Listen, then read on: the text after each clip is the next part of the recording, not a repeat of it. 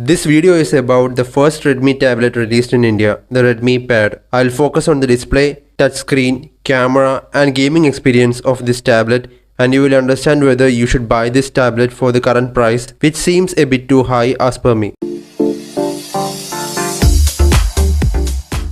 After unboxing the tab, the first thing that I noticed is how the tab feels lightweight in hand, but there is no premium feel and the body feels too plasticky. Turning on the tab and running the setup wizard feels same as any other Android phone from Xiaomi, but the touch response doesn't feel that great, maybe due to the MIUI 13 Pad OS. The lag might be due to the software, but I'm not so sure. Coming to the display, it is an IPS LCD display with 2K resolution and 90Hz refresh rate. As pixel per inch density, which decides how sharp the images are, is only 220 ppi. I was a bit skeptical, but the display is sharp enough. Reading documents and ebooks is a good experience as the text is sharp and crisp. I decided to compare the 2K display of Redmi Pad with a Full HD display of Lenovo Tab K10 and a 2K resolution display on Microsoft Surface Pro 3, which is my primary reading device. As you can see, the colors on the Full HD panel is not that cool, while the Surface Pro display gives much more vibrant colors than Redmi Pad. Another thing that I noticed is that the brightness of Redmi Pad is way less compared to the other two older devices, as Redmi Pad's screen is around 80% brightness while the other two are at around 50% of brightness. I don't see much of a difference even if we are turning on or off the 90Hz refresh rate, because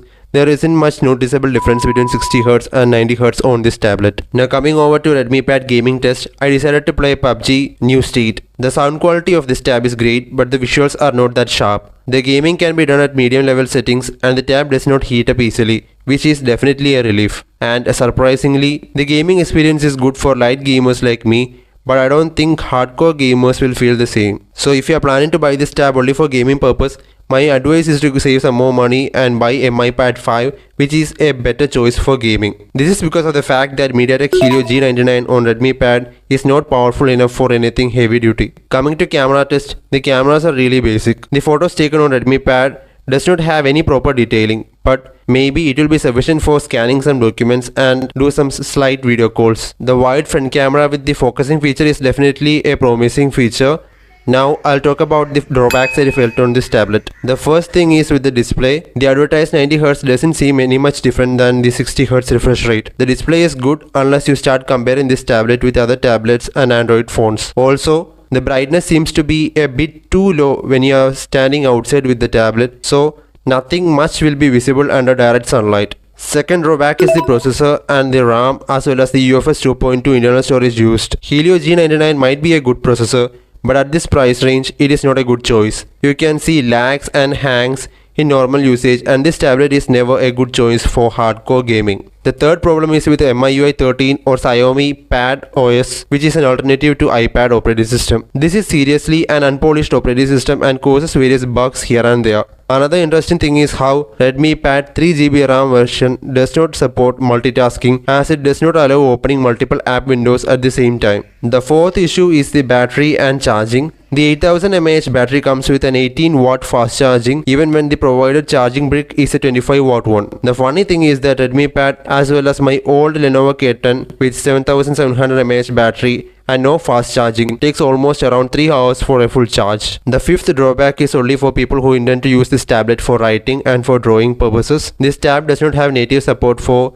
Xiaomi Pen. So if you are planning to get a tablet which is running on Android operating system, then it will be better to go for a Mi Pad 5 or Realme Pad X, because both of them come with native pen support, which would be much more better as it's having palm rejection and other kinds of features. My final conclusion is that Redmi Pad is not a good option for students on a tight budget. My suggestion is to buy a Mi Pad 5 as it is way better in terms of display, camera, performance and even in battery charging. You can get an Mi Pad 5 with warranty from OLX at the same price as Redmi Pad 6GB RAM variant. If you have any doubts, feel free to mention them in the comment section and I'll help you out as I can. This giveaway is how I am gonna share half of my first YouTube income with my subscribers who are my support. I am planning on giving a Bluetooth speaker and a Bluetooth earphone or headphone this month by a lucky draw. All you have to do is click the link pinned in the comments below, enter your details and stay tuned to the date of lucky draw. Share this to your friends and family members as well and help them too.